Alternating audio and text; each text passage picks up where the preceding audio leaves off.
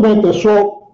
Vamos começar a conversar em vídeo, que nós estávamos acostumados a trabalhar com aula presencial. 40, 50, 80, 100 alunos. Eu, professor, conseguia ver todo mundo. Não sei se todo mundo que estava lá conseguia me ver. Agora, você que está aí desse lado, você tem exclusividade nessa atenção. Então, eu creio que a aula em vídeo, se você tiver um pouco de boa vontade, é uma aula muito interessante. Porque, terminada a aula, você pode fazer uma série de perguntas que eu responderei na próxima ocasião. Hoje, o nosso tema é muito importante para a medicina legal, direito penal, processo penal. Vamos falar sobre o artigo 129 do Código Penal. Lesões corporais é o que mais acontece nas salas de exame dos institutos médico-legais. Porque a maioria das violências, a maioria das agressões, a maioria dos crimes, a maioria dos acidentes, eles causam lesões corporais. Então, a primeira coisa que você tem que fazer, primeira coisa, não importa qual é o autor que você gosta de ler, não importa qual é a apostila que você gosta de estudar, não importa. O que importa é que você pegue o seu Código Penal, qualquer que seja ele, e leia o Código Penal. Você tem que ler. Você quer ser delegado de polícia, você quer ser inspetor de polícia, você quer ser perito criminal, você quer trabalhar na área judiciária e na área do crime, você tem que ler o Código Penal. E ler para aprender. Não é ler para passar os olhos assim, como quem está lendo uma revista, não. É para ler para prestar atenção. E você vai notar que lá no artigo 129 do Código Penal, ele diz exatamente do que se trata. E uma coisa curiosa é que o crime de lesões corporais ele não aparece só no artigo 129, que é o crime de lesões corporais, mas há uma quantidade enorme de crimes dentro do Código Penal e lá nas leis especiais, que se a pessoa cometer aquele crime, que não é um crime de lesões corporais, mas se naquele crime houver lesão corporal grave, primeira hipótese, isso tipifica o crime. Segunda hipótese, isso causa um aumento da pena.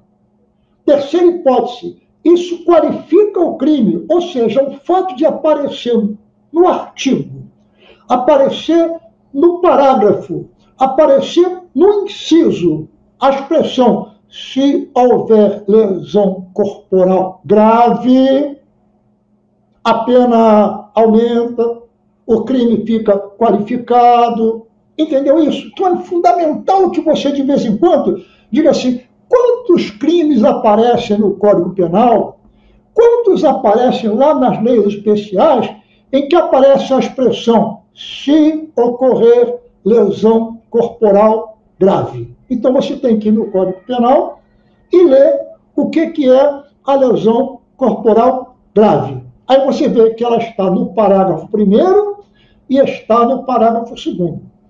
Só que o artigo 129 tem o parágrafo 3º, 4º, 5º, 6º, 7º, 8º, 9º, 10º, 11º e 12º.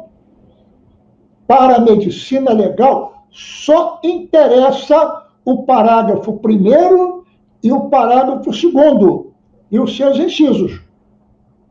Agora, quando você for estudar direito penal, aí você tem que estudar os 12 parágrafos.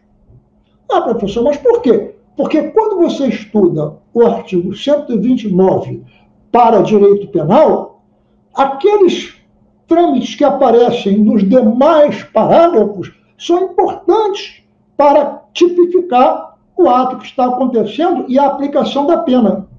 Mas quando você estuda medicina legal, só interessa o parágrafo 1º e o parágrafo 2º. Mas por quê, professor? Já vou te explicar. Observa, normalmente, apenas o parágrafo 1º e o parágrafo 2º são importantes em medicina legal. Por quê? Porque os peritos legistas não devem examinar o dolo do agente ativo na lesão. Ou seja, o indivíduo comete um crime por um motivo qualquer, com uma finalidade qualquer, com uma intenção qualquer, teoria finalista do crime. O perito legista não analisa essa finalidade, ele só analisa a lesão existente. Agora, quando você for estudar lá no direito penal, lá no direito civil, aí você vai ter que ler todos os parágrafos, porque os delegados de polícia judiciária, os órgãos do Ministério Público, os juízes de direito, os ministros dos tribunais superiores, eles devem examinar o dolo da lesão. Mas o perito legista não analisa o dolo da lesão. Ele só tem que avaliar se a lesão é grave do parágrafo 1º, inciso 1, 2, 3, 4. Grave do parágrafo 2º, inciso 1, 2, 3, 4, 5. Não se encaixou no parágrafo 1º, não se encaixou no parágrafo 2º, opa! Lesão corporal leve. Questão de prova. Como é que se define uma lesão corporal leve? É aquela que não se encaixa nem no parágrafo 1º, nem no parágrafo 2º. Professor, mas se estiver no parágrafo 3º, aí quem vai discutir é o delegado de polícia, o juiz de direito, o promotor de justiça. O perito legista, ele só vai analisar a qualidade da lesão, a quantidade de lesões, mas ele não vai querer saber quem foi que fez aquilo, por que fez aquilo. Isso ele não tem que dizer. Ele só tem que dizer o tipo da lesão, descrever a lesão minuciosamente, medir, localizar, dar as características e dizer se encaixa no parágrafo 1º ou no parágrafo 2º. E será uma lesão grave. Aí começam os problemas. Aí começa uma confusão. Porque até pouco tempo não existia no Código Penal a expressão lesão corporal gravíssima. Somente lá nas leis especiais. Aí criou-se o artigo 122 no Código Penal, fizeram uma série de alterações, e aí, lá no parágrafo 1º e no parágrafo 6º do crime do artigo 122 do Código Penal, aparece a expressão lesão corporal grave ou gravíssima. Mas somente aí. Aí você vê lesão corporal grave, lesão corporal grave, lesão corporal grave. Quando você vai lá nas leis especiais, aí no crime de tortura, você encontra, logo no artigo 1º, você encontra novamente a expressão lesão corporal grave ou lesão corporal gravíssima. Então, tem um caso lá no Código Penal, que não tinha até bem pouco tempo, e já tem no crime de tortura a expressão gravíssima. E aí você vai lá para o Código de Trânsito Brasileiro, que vem sofrendo uma série de mudanças, uma série de alterações, e novamente lá você encontra se houver lesão corporal grave ou gravíssima. Então, essa expressão gravíssima, que não existia no Código Penal, passou a existir no artigo 122. E que não existia nas leis penais especiais, passou a existir nas alterações feitas no crime de tortura e nas alterações feitas no crime de lesão corporal culposa na direção de veículo automotor. Novidades que é bom a gente conhecer para não se atrapalhar. Se alguém falar assim, existe lesão corporal gravíssima no Código Penal? Existe, agora no artigo 122 do Código Penal. Agora, nas leis penais especiais, sempre existiu? Não. Só passou a existir com as alterações feitas no crime de tortura e no crime de lesão corporal culposa na direção de veículo automotor. Sutilezas que os nossos legisladores inventam. Mudou o quê? O acréscimo da palavra gravíssima. Nada, porque a lesão corporal grave, ela é do parágrafo 1º e ela é do parágrafo 2º. E cabe ao intérprete analisar pela qualidade da lesão se está no 1, 2, 3, 4 do parágrafo 1º ou está no 1, 2, 3, 4, 5 do parágrafo 2º. De qualquer maneira, isto é lesão corporal grave. Tanto que ele fala lesão corporal grave ou gravíssima. Agora, se ele falar apenas assim, surgiu lesão corporal gravíssima, aí ele está dizendo é só do parágrafo 2º. Mas quando ele disser surgiu lesão corporal grave, parágrafo 1º e parágrafo 2º. Mas se ele quiser roubar o seu pontinho, ele fala assim, lesão corporal grave no sentido amplo. Aí é a gravíssima. Mas se ele falar lesão corporal grave no sentido estrito, aí é só a lesão corporal grave. E não esqueça a importância disso. 1 a 5, lesão corporal grave no sentido estrito. 2 a 8, lesão corporal grave no sentido amplo. 1 a 5, cabe a suspensão condicional do processo. Mas 2 a 8, não cabe a suspensão condicional do processo. Percebeu? Então, na hora que você vai julgar debilidade, parágrafo 1º, e deformidade, parágrafo 2º, há uma briga jurídica séria que você vai ver mais tarde, ok? Vamos seguir.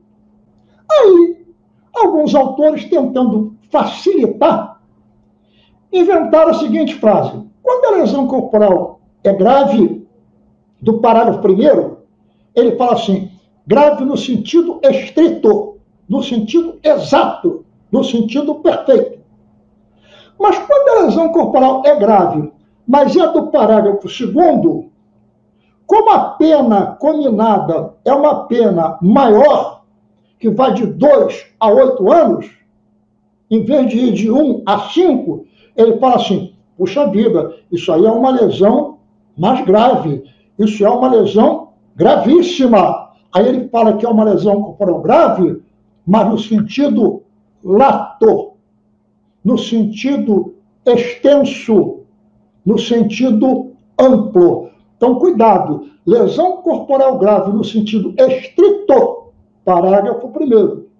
Lesão corporal grave no sentido amplo, no sentido lato, parágrafo 2º. Mas se falar só lesão corporal grave, pode ser o parágrafo 1º e pode ser o parágrafo 2º. Vai depender do que está escrito nas opções que você tem que marcar. Percebeu? Mas lembra disso. Delegado de polícia discute se é suicídio, acidente, crime. Perito legista não diz isso. Perito legista diz, se morreu, a causa médica da morte. A causa jurídica, suicídio, acidente, crime, delegado de polícia, promotor de justiça, juiz de direito, esses aí é que vão discutir a causa jurídica da lesão. O perito legista só discute a causa médica da lesão, não analisa o dolo. Eu estou insistindo nisso porque muita gente não entende. E aí faz uma crítica muito grande aos peritos, mas ele não falou se foi suicídio, se foi homicídio, mas ele não falou que foi tortura, mas ele não tem que falar isso, ele só tem que descrever a lesão e mostrar se está no parágrafo 1º, no parágrafo 2º. E se não está no 1, não está no 2, então está no caput, lesão corporal leve. Outra coisa, se uma pessoa se mutila, se uma pessoa se corta, se uma pessoa se fere, se uma pessoa se flagela, não é crime.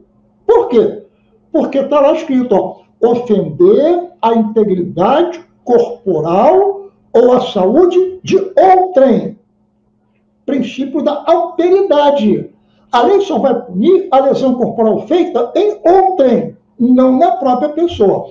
Agora, se você induzir, instigar, auxiliar uma pessoa a se ferir, Opa, aí você vai lá para o artigo 122 e vai ver que é um crime. Não é um crime a pessoa se cortar, não é um crime a pessoa se ferir, é um crime você induzir, você instigar e você auxiliar que o indivíduo pratique esta conduta. E aí a vítima vai lá para o exame de lesão corporal e o perito não vai dizer que ela foi induzida, instigada ou auxiliada, só vai descrever as lesões e vai dizer se elas são lesões leves, graves ou gravíssimas, e responder ao formulário oficial do laudo de lesões corporais. E lá existem as perguntas, os quesitos, as perguntas que normalmente já estão registradas naquele documento. Percebeu? Muita calma, isso vai ser repetido muitas vezes e você vai entender daqui a pouco. Professor, mas o senhor está falando muito. Calma, vamos repetir. Então vamos lá, passar mais uma imagem para você. Pronto. O doutor Maltos Galvão é um perito legista fantástico. Ele tem na internet um quadro de imagens que você fica extasiado de tanto perceber. Eu sempre que posso copio lá uma das imagens dele para poder ilustrar aos alunos. Então, o doutor Maltos Galvão está mostrando esta foto aí. Repara só uma coisa interessante. Ela tem uma lesão que mais tarde você vai saber que é uma equimose, e depois você nota que a equimose ela tem uma tonalidade arroxeada no centro e na periferia ela está amarelada, ou seja, ela vai mudando de cor à medida que o tempo vai passando. E o perito legista, analisando essa variação cromática, ele poderá então dizer se é uma lesão recente ou é uma lesão mais antiga. Assim como você vai botando café no leite, e aquele leite que era branco vai ficando cada vez mais escuro, na equimose vai acontecendo o contrário. No começo ela é bem vermelha, por causa da hemoglobina, que é bem vermelha, e depois a hemoglobina vai sendo degradada, vai sendo destruída, vai se transformando em outros produtos, e aí ela vai mudando de cor. E essa variação cromática, o Legrand de Sole, olha, você já aprendeu o nome do Gabigol, já aprendeu o nome do Cano, sabe o nome do jogo do Corinthians, sabe o nome de uma porção de jogadores de futebol, sabe o nome de artistas de cinema, mas esses não vão fazer você passar no concurso. Mas o Legrand de Sole pode fazer você passar no concurso se você souber o espectro equimótico do Legrand de Sole. Vamos voltar lá para a gente poder ver? Olha lá. Então você está observando aqui a imagem. Vamos, imagem. Entra aí. Pronto. Olha o espectro equimótico de Legrand de Sole. E aí você vai aprender a utilidade disso mais tarde. Ok? Muito bem. Aí aparece para você, de repente, uma figura como essa. Interessante. Ele estava numa multidão, uma aglomeração, e de repente levou uma pancada nas costas e apareceu uma lesão corporal. Ele foi lá para a delegacia encaminhou para o Instituto Médico Legal, e lá o perito olhou, viu a lesão, tentou encaixar no parágrafo 1º, não conseguiu. Tentou encaixar no parágrafo 2º, não conseguiu. Então essa pessoa tem uma lesão corporal leve. Aí perguntaram assim, escuta, e qual foi o agente vulnerante? Qual foi a coisa que machucou essa pessoa? E aí eu sou obrigado a fazer você perder um tempinho. Por exemplo, se você olhar isso aqui é um alicate. Isso aqui é um instrumento. Esse instrumento, ele não fura, logo não é perfurante. Ele não corta, logo ele não é cortante. Mas ele machuca. Então, ele é um instrumento contundente. Isto é um instrumento contundente. Instrumento. Algo fabricado pelo homem que tem uma determinada finalidade. Então, quando uma pessoa leva uma pancada com esse alicate, fica uma equimose. Mas quando eu olho a equimose, eu não sei se foi um alicate, um taco de beisebol, um soco, uma cotovelada. Eu não sei. Eu sei que ali tem uma contusão. Então, como eu não posso dizer o nome do instrumento, eu falo assim, ó, ação contundente. Percebeu? Ação contundente genérica. Instrumento contundente particular. Ah, professor, mas o senhor não pode dizer quando é um instrumento contundente, quando é um agente contundente, quando é que pode definir? Quando for claro. Por exemplo, você pega isso aqui, ó, isto aqui fura, isto aqui corta. Então, isso aqui é um instrumento pérfuro cortante de um gume. Ah, professor, o nome disso é faca. Tá bem, mas essa faca aqui é um instrumento pérfuro cortante de um gume. Só que, de repente, o camarada, quando deu o golpe, ele fez assim, ó. Aí a faca só cortou. Aí, quando eu vejo aquele corte, eu digo assim, foi uma navalha? Foi uma lâmina de barbear? Foi uma faca que passou por deslizamento? O que foi que fez isso? Que instrumento que foi? Eu não sei. Aí eu digo assim, ação cortante. Quando eu falo ação cortante, eu estou dizendo, ó, qualquer coisa que corta passou por ali. Mas eu não posso afirmar que foi uma faca. Ah, mas a pessoa está dizendo que foi uma faca. A pessoa pode dizer que foi uma faca. Mas na hora do julgamento, tem que provar que é uma faca. E o perito, quando faz o exame, ele só está vendo o corte. Ele não sabe se aquilo foi uma faca, se foi uma lâmina de barbear, se aquilo foi uma navalha, se aquilo foi um facão. Ele sabe que foi uma coisa que cortou. Então, ao invés dele botar instrumento cortante, porque a faca não é um instrumento cortante, ela é um instrumento pérfuro cortante, ele fala assim, ação cortante. Ação genérica, instrumento particular. Percebeu isso?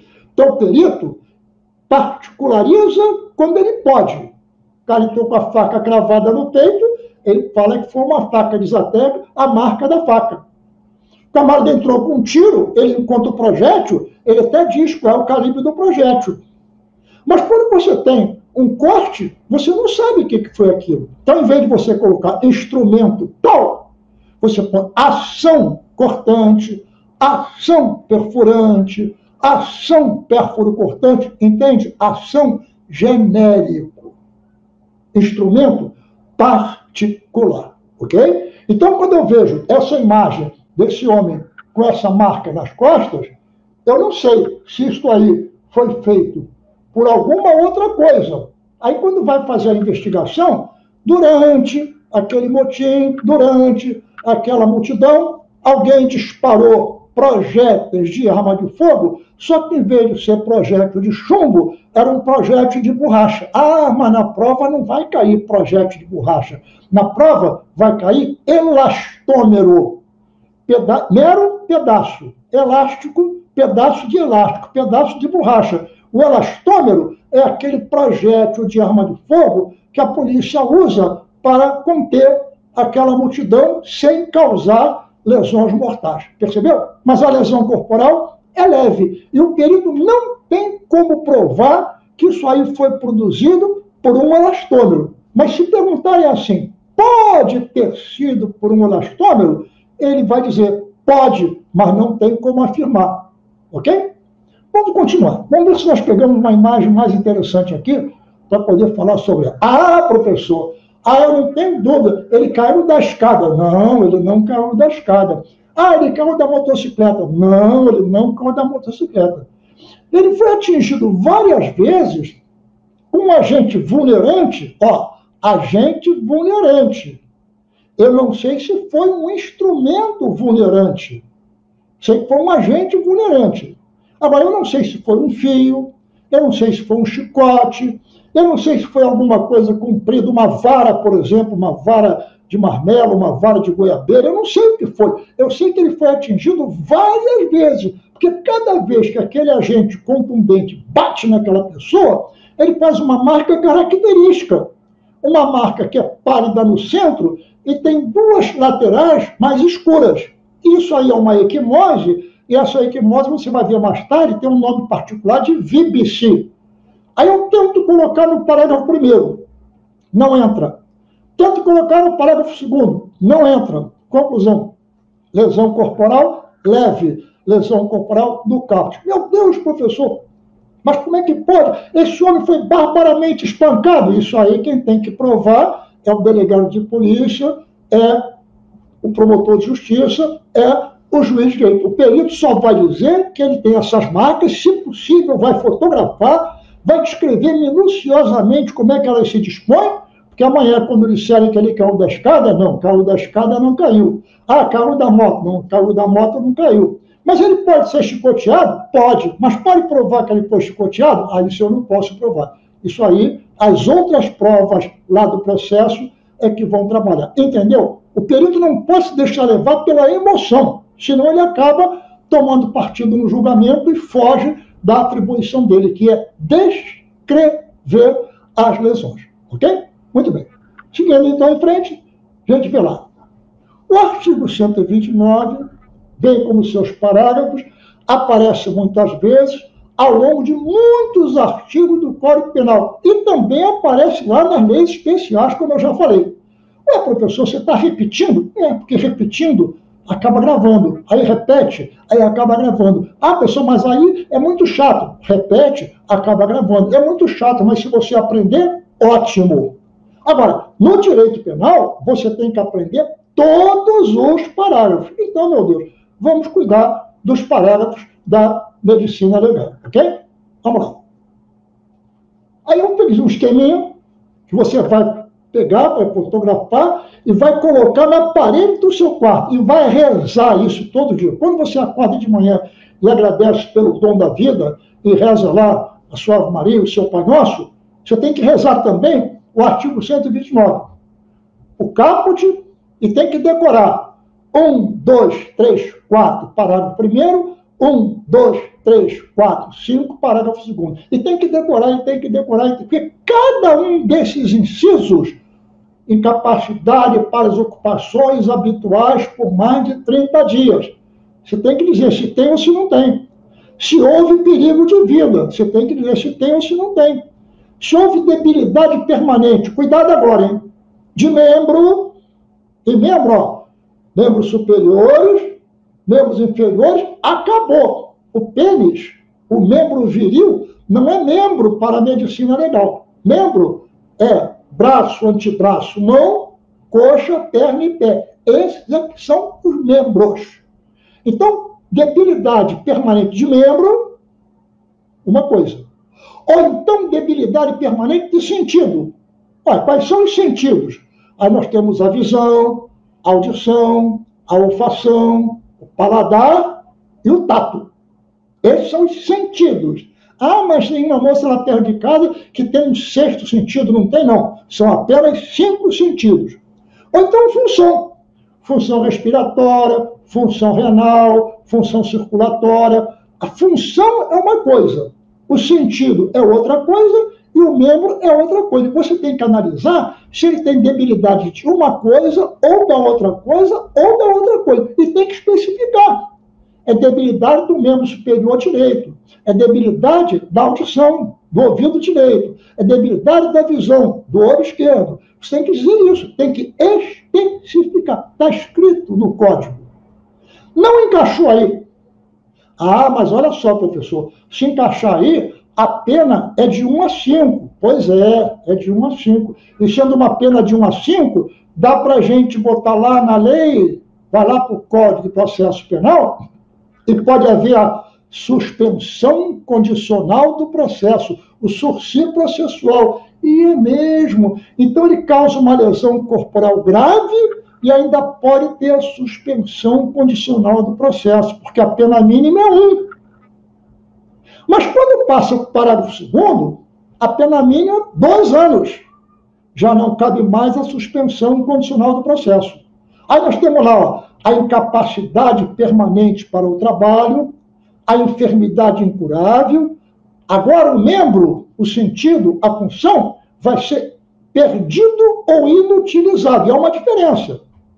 Olha só, o Capitão Gancho, do Peter Pan, Ele perdeu a mão, mas ele não perdeu o membro. Ele tem uma inutilização do membro superior, direito ou esquerdo, porque a função do membro é pegar. Como ele perdeu a mão, aquele membro está inutilizado. Percebeu? O Saci Pererê perdeu a perna e parte da coxa. Então, o Saci Pererê perdeu o membro. Então, cuidado. Quando perde a mão, inutilizou o membro. Quando perde o braço ou quando perde a coxa para baixo, aí você perdeu o membro. Por exemplo, tem muita gente que tem uma paralisia e na paralisia o membro dele fica paralisado. E aquele membro paralisado, veja bem, ele está no corpo, mas ele não funciona para nada, ele está inutilizado. Quantos órgãos que nós temos que estão no corpo da gente, mas não estão perdidos, estão apenas inutilizados, percebeu? Então é diferente perder e inutilizar. Perdeu, saiu do corpo. Inutilizado está no corpo, mas não funciona. Isso é a perda ou inutilização de membro, sentido ou função. Agora eu tenho a deformidade permanente. E aí é uma coisa tremenda, a gente perde muito tempo com isso. Na deformidade permanente, a pessoa fica deformada. Deformada é perder a forma. Lembra do Corcunda de Notre Dame? Lembra daquela pessoa do Fantasma da Ópera que joga ácido no rosto dele e ele fica deformado? Antigamente, dava-se uma navalhada no rosto da pessoa para que a pessoa ficasse deformada. Alguns marcavam na testa uma marca para que quando a pessoa chegasse na rua, todo mundo soubesse quem era ela.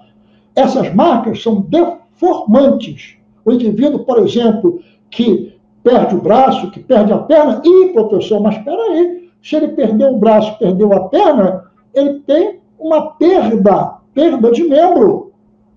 Pois é, mas quando você recorre e vai lá para o STF entende que na hora que você perde o dedo mindinho, deformidade permanente.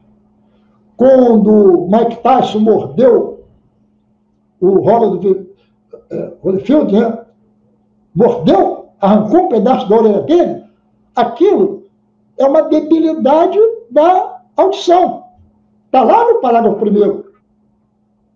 Mas o STF acha que foi uma deformidade permanente. Quando houver essas divergências, não se preocupe com isso. Isso não vai cair na prova. Porque se cair na prova, ele botar um na letra A e outro na letra B, isso vai dar questão de anulação. Porque a doutrina médico-legal fala de um jeito e a área judicial fala de outro jeito. Tem que tomar cuidado com essas posições doutrinárias. Quando houver posição doutrinária divergente, normalmente não deve cair na prova. Se cair na prova, cabe recurso para anulação da questão.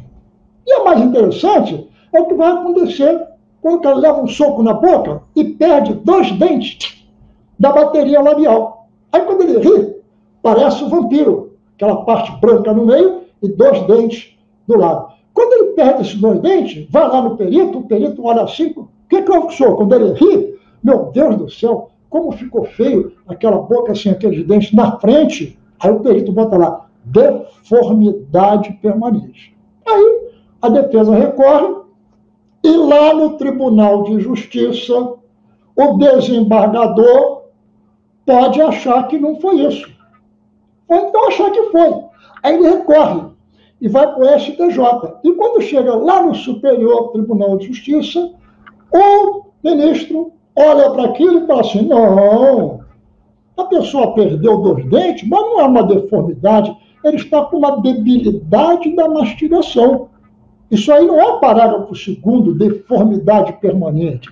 Isso aí é debilidade, parágrafo 1º. E olha qual é a vantagem. Sendo debilidade, parágrafo 1º, a pena é de 1 a 5. Cabe suspensão do processo. Mas se for deformidade permanente, a pena é 2 a 8 e não cabe a suspensão do processo. E essas opiniões são divergentes. Uma questão dessa só pode cair na prova se só houver uma opção, ou debilidade ou deformidade. Se houver as duas, a questão vai ser anulada, porque não tem como você saber quem é que vai julgar aquele caso, se vai entender que é debilidade ou que é deformidade. Então, para a gente fechar essa primeira parte, a gente vai mostrar uma coisa para vocês. Ó.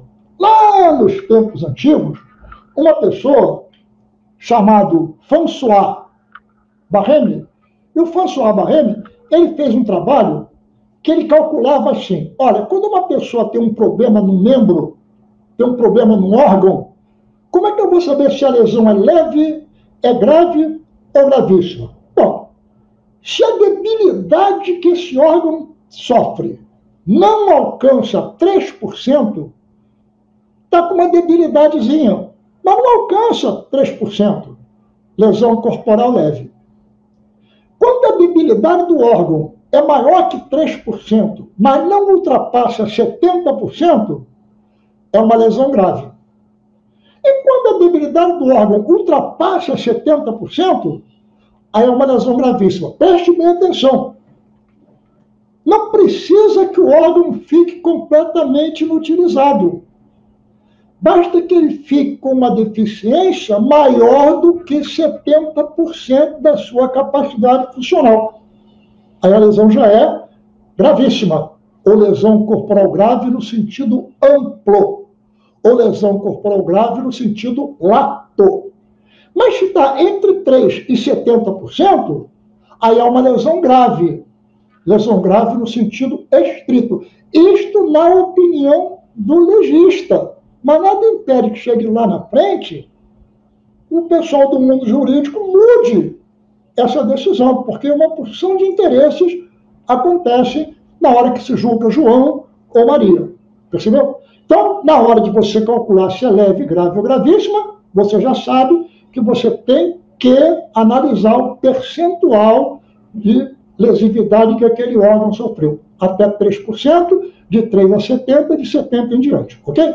Bom, então agora o que eu fiz? Coloquei todos os artigos do Código Penal que estão no seu Código Penal, você está no Código Penal, você tem aqui. Mas por precaução, eu coloquei tudo isso nos slides. Então você simplesmente vai ficar olhando esses slides e vai saber que, à medida que a gente vai apresentando, ó, você tem aí o 4, você tem aí o 5, você tem aí o 6, você tem aí uma explicação sobre o 6, você tem aí o 7, você tem aí o 8, o 9, o 10, o 11 e o 12. Ou seja, o que você está vendo aí são os 12 parágrafos do artigo 129. E na próxima aula, a gente vai explicar para você como é que se faz o cálculo para verificar se é incapacidade e preocupações habituais por mais de 30 dias, se é perigo de vida. Mas primeiro você tem que entender para que servem esses parágrafos, esses incisos do Código Penal. Percebeu? Muita calma, a gente vai acabar se entendendo. Se você por acaso assiste outro vídeo de outros professores, são excelentes, todos os colegas que estão apresentando vídeos, porque não podem dar suas aulas presenciais, eles estão com maravilhas, tem fotos incríveis, tem explicações maravilhosas. Não se preocupe, quem vai dizer a verdade para você não sou eu, nem o João, nem o José. Vai ser o Código Penal, processo penal e aquilo que você guardou na cabeça. Se é instrumento ou se é agente. Instrumento eu especifico, ação ou agente eu generalizo. Isso aí a gente vai aprender a falar essa linguagem do perito legista, do perito criminal. Ok? Grande abraço, calma. A vitória é possível, mas tem que fazer força para conquistar. Ok? Um abraço.